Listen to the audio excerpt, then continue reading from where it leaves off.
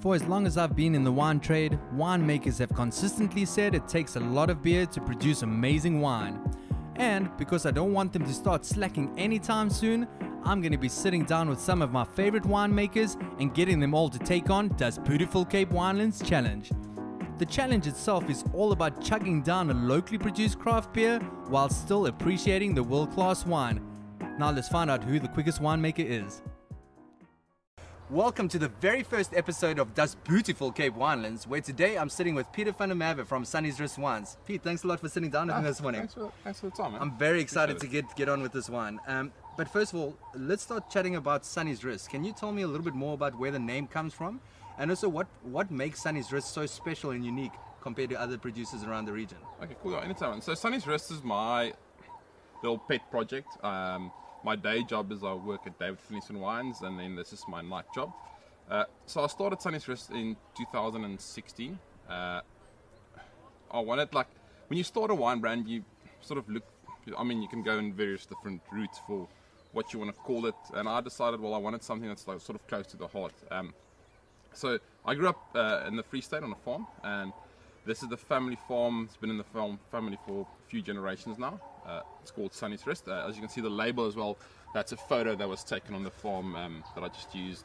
Okay, so that's app to sort of convert into a sketch. So this is the actual backdrop to the farm? Yeah, that's like an actual photo taken from the farm. No, I have to say the packaging is absolutely beautiful. I mean, the one thing that I consistently say is that if you can't sell a consumer on the packaging, you're never going to get them to try the goodness that's on the inside of the bottle. 100%, and it's something that we can sometimes sort of like spend too much or spend too little time on. But I also hate packaging that you can see was made 100% as a marketing tool. Yeah, if you understand what I mean? For sure. Packaging that sort of, it's just like it's a funky, weird, fashionable name. In 10 years' time from now, it will be out of fashion. Yeah, for sure. It won't even exist. I mean, like if you look at all the sort of the really famous wines in the world, none of those names are fashionable names. They sort of tell you something about a place or about a person or about a site or something like that. They're not a name that's like, oh, that's quite a cool name, let's put that on a wine label. And those are the brands that stand the test of time over 10, 50, 100, 200, 300 years. No, absolutely. So, Peter, I also wanted to ask you now, out of all the many different crazy occupations out there, why did you pick winemaking? So, I came to Stellenbosch from the Free State to study accounting. You made the right call. I promise you made the right call. I mean, I'm not an accountant, but I believe that you made the right call. And I was enrolled to study accounting, and like I went to a few classes, but tasting wine at all these various states. I mean, like when you come from the Free State, where you like it's brandy and Coke country, which I don't mind. Brandy and Coke's great on its time, but and like you well, you can either go to class or go to these lovely surroundings and taste wine somewhere. Wine tasting one a lot of the times, and that's just sort of like got me into wine. And at some point I took a gap year from studying, and I worked at Harvest at Warwick Wine Estate. Nice. And then I really loved it, and I said, well, I'm going to study that the next year, and I studied winemaking at Elsenburg, and then Okay, well, we're all very stoked that you actually ended up producing wine, because what you're producing is world class. No, thanks a lot. So Peter, actually I wanted to just point out that I have somewhat of a similar story. I mean, I come from the Eastern Cape. You don't know nothing. I didn't even know there was a wine industry in South Africa. Yeah. So when you touch down in a place like Stellies, your mind is just absolutely blown with what's running this little town. You know, the prestige and the quality of wine that's actually just around you is, I can't even explain how crazy it is. So Peter, in your opinion, what's the most important process when it comes to the winemaking process? Well, the thing is, winemaking, I don't think is a great term. I think we should rather use the term wine growing. Okay, for sure. Vineyard sites, vineyard practices is sort of where the wine is made. I mean, you can make a shit wine from great grapes, but you can't make a great wine from shit grapes. Yeah. And so sort of vineyard practices are important, but even before that, probably the most important stage is picking the right cultivar for the right site, for sure, and the right sort of like planting system, and that is probably the most. If you get those decisions wrong, whatever you do after that won't work. Yeah, 100%. So, Peter, I mean, being a winemaker, I'm sure you've been exposed to some incredible wines along your journey. So, until now, what's remained your personal favorites or the number one wine? Yes, that's it. It's a tough question. It's a question I don't really like. I mean, there's amazing wines that you've had, but if I think of my favorite wine memories, it's sort of like the champagne I had when I got engaged, or like tassies that I had back in Bohemia. Those sorts of are wine memories. If you need like the wine to make the moment, you need to either have better experiences or better people in your life. Like the wine should enhance the moment, but it shouldn't be the experience. Yeah, for sure. This is actually something that we spoke about before when we spoke about wine, a while back, was that if sommeliers out there could actually not just pair wine with food, but also pair wine with, the surrounding. With context. With context, with the mood. Like read your clientele and understand what they're feeling, what their vibe is, and actually try and go according to that. Definitely. I think like sort of something that the music that's playing influences. Yeah, 100%. The conversation you had with your missus this morning, like that influences how you're experiencing the wine. Sure. Like, if you had a cock day at work, I mean that like. It's like a memory bank, Yeah. I'm able to taste some wines and it takes me straight back to the first time I tried it. Yeah. Doesn't matter that it's not the same vintage, but it'll take me back to that moment and what I felt and who I was with. Yeah. Like you say, the music that is playing, I mean, it's so special. So one day when we're old and we relied heavily on memory banks, I mean, we can taste the wine and I'm pretty certain it's going to bring back a lot of, amazing feelings and emotions. Yeah, I mean, I've had my birth year Cheval Blanc, and I've had like old Chateau Margaux, and I've had like your Chems from like 60 years back. But the thing is, they were all sort of in clinical environments, and sure. That's made them less memorable. If you understand what I mean, like, No, for sure. So, Peter, I mean, we're sitting here just outside your house in this beautiful surrounding. Yeah. I wouldn't ask you to show me your personal collection of some tasty treats that you've got hidden away, but in your personal capacity or in your personal cellar, what's the most incredible wine that you're holding on to? Or most prestigious? Well, the one that's sort of closest to my heart is when I made my first Senso in 2016, the first bottle that came off the bottling line. I've got it unlabeled. I've just written on my hand, like, and that's something that I'm treasuring. Not because it's probably the worst wine I've got in my rack, but it's just something that's quite important to me personally, and it's got that sort of connection to me, and like that for me is like probably my most treasured wine. And when last did you actually taste that wine? Have you got more than just one bottle? I've got a few, but I want to keep them for. I think I've kept 6 bottles. Like the thing is, you'd like to keep a lot, but you have to sort of make a living as well. So yeah, of course. I have to sell them. And my production's so small. Back then, I made 600 bottles of the Senso and 600 bottles of the Grenache Noir. And I mean, if I kept 40 bottles, it's more than 10% of my. So like I had to sell most of it. And I just kept 6 bottles. Okay, bottles, great. Yeah. I'd like to see it, just out of interest sake. No. I can grab it. Like, but luckily, just here. So.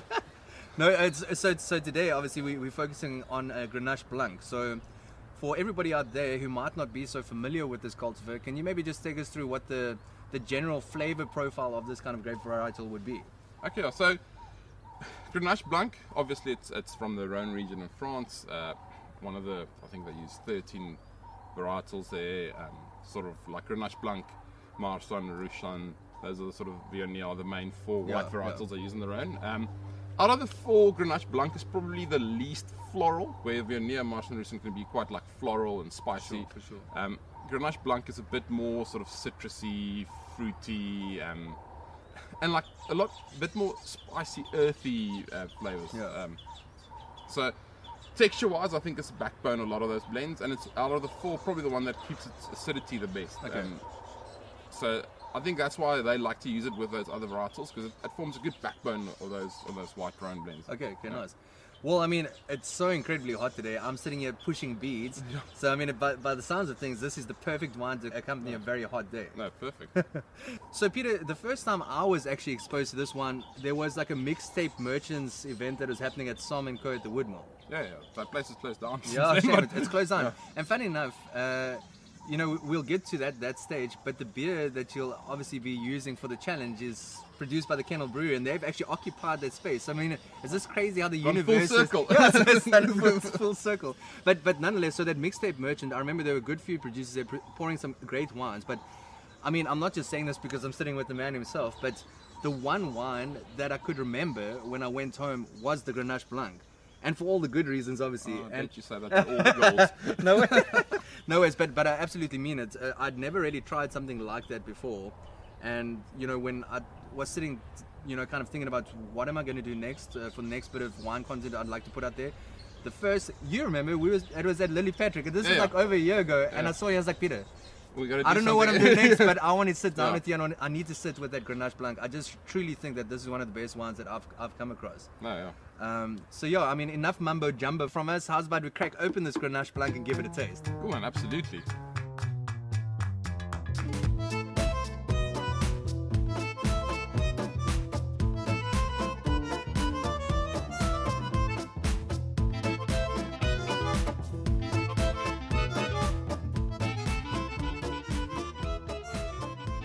So Peter, now that this wine is finally open, can you maybe just chat us through the production process that went into this wine?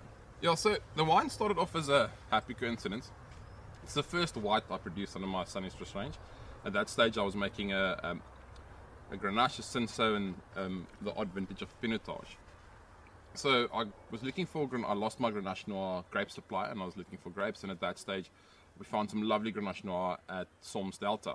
And I was speaking to the guy that was in charge of the vineyards there, and he said, well, we also have some of the white Grenache, would you be interested? So I said, yeah, cool, let's take a ton, without really having a plan for it, or what we're going to do with it. And so I was having a think, and I thought to myself, well, Grenache Blanc, it's got lovely acidity, lovely texture, let's amplify that texture, let's make an orange wine. But the issue with orange wine is there's a lot of gatekeeping sort of going around, where the guys make these orange wines as geeky as possible. I mean, a lot of them are like milky, they've got floaters in, it doesn't look pleasant to consume at all, and for someone that's not a wine geek or wine nerd, that can be quite daunting, and I thought, well, let's make a orange wine, sort of texture wise, structure wise, but let's make it a clean orange wine. Orange wine that can still be nice wine to drink without knowing it's an orange wine and not an orange wine. Well, sorry to interrupt, but I mean, if you have a look at that color, I mean, yes, there is color to this, it is orange like you say, but damn, this is still very translucent for what is considered orange wine. But that's because I filter before bottling. Now, a lot of the purists will probably lynch me for that, but it's my wine, I can do with what I want. No, like, so big inspiration for me with this one is the Bosman Fidders. Oh, like for sure. That's my favorite orange wine. So I thought, and when I got the Grenache Blanc, that was sort of like one of the things that got my mind down this orange wine route, because I think that's a phenomenal wine. Have you taken them a bottle of yours to try? No, I haven't. Like, I think it would be quite impressive for you to rock up there as a winemaker, a renowned winemaker, and say, like, listen, a wine that really inspired me to do this is that, and I'd like you to actually try what my product. Actually I think it'll be quite special for them to actually to get onto this. No, because I mean, and I quite like that, so I wanted to make this. So these grapes arrived at the cellar. Me and my wife, we literally bunch select, so we just select the bunches with like no fraught berries, like the most beautiful bunches, like all equally ripe. We chuck those whole bunch into a tank. The rest of the bunches that sort of were left behind, we destemmed to get rid of all the like berries that weren't quite ripe, or someone's sort of a bit overripe. Press that juice immediately in an old basket press. Put that juice on top of the whole bunches. Literally, like, took my hands and just crushed a few of the bunches in the tank, and then closed the lid, put a fermentation cap on, left it for 28 days. So I mean, it's got almost a month on the skins. After that, pressed it, and then it went into an old barrel. I think that barrel was like 10 years old for another 9 months. Filtered it, gave it a little bit of sulfur, and bottled it. Nice. So talking about that barrel now, so 10 years old, I mean, is there going to be, I mean, what is a 10-year-old barrel going to still contribute to the wine? Is it going to offer some kind of complexity or mouthfeel still after all that time? Maybe a little bit, but the thing is, because I've gone on the skins, like, I mean, there's so much texture in that wine already. I don't think we actually getting anything in that barrel. I think that's just the only thing that was the exact right size for the amount of wine I had. So like, that's why we used it. Like, I don't think we're getting, there might be like, well, there will be like some slow oxidation. Yeah, I was just about to say, but like that, I mean, that's what you get from whether it's 10 years old or 8 years old or 6 years old, doesn't matter. Yeah, so the only thing is, like, just like the worry for that was like that barrel might be, they get a bit dodgy after like 6, 7, 8 years, but I mean the barrel was still clean and neat, so nice. Well, I mean, this is the very first episode, and if this is an indication of the quality of wine that's we're going to be exposed to. We're in for a real treat, because this is hands down. I'm not saying this because I'm sitting with you. It's hands down one of my favorite white wines, or orange wines. Thanks, man. Yes, it's like, I think you're overselling it. But thanks. No, definitely not, because tasting this wine now, the one thing that I'm so super impressed with is that the flavor profile of this wine. Yes, it's jumping, it's so luscious and juicy, and a lot of stone fruit. I think the stone fruit character, like nectarine, apricots. There's also a little bit of this like ruby grapefruit character that's coming through the wine. The flavor profile of this wine is like blowing my brain while I'm sitting here. And I think that's one of the reasons why Grenache Blanc is a great choice for this, because Grenache Blanc can be a bit sort of neutral if you make it like, if you made it like you would make a Sauvignon Blanc, for instance. Grenache Blanc would be quite a neutral white variety. Because we give it that time on the skins, it extracts all that flavor. Damn, this is some seriously good winemaking. So Peter, I think it's a good time to now cut a long story short. For as long as I've been in this wine game, winemakers have consistently told me it takes a lot of beer to produce amazing wine. And because I want you to continue producing wine of this kind of quality, I think it's time that you pay the piper and take on DasBootiful Cape Winelands Challenge. This season's beer sponsorship is from the Kennel Brewery. Today's beer is the Ale Station, an IPA. Gold in color with tropical citrusy pine hop flavors and aromas, balanced with a subtle caramel malt character. Not your typical hop bomb, but beautifully bitter and crisp for those sunny days. Okay, so Peter, you know the deal. It's all about chugging the beer as quick as possible and putting yourself at the top spot. It looks like today you will end up in first position nonetheless. At least I'll be in the lead for a little bit. Okay, so Peter, I think it's time that you pay the piper and take on DasBootiful Cape Winelands Challenge. Sure. You can hold the beer in your hand. On the count of 3, I'm going to count you down from 3. And let's see what kind of time you're willing to put on this afternoon or this morning. Okay, so Peter, you ready to take on the challenge? 3, 2, 1. Oh, it's looking strong. It's looking strong. Yes, so this guy's he's an old beer drinker. Here he goes. Ah! Yo, Peter, well done. 10.54. That's an incredible time. I did this challenge myself. I only did 11 seconds, so I'm weak. But Peter, well done. Yes, he champion showing. Not only are you guys producing incredible wines, you also know how to down incredible beer. No, so Peter, I'm going to putting you down. You are officially in first place. Okay, so Peter, let's put you down over here.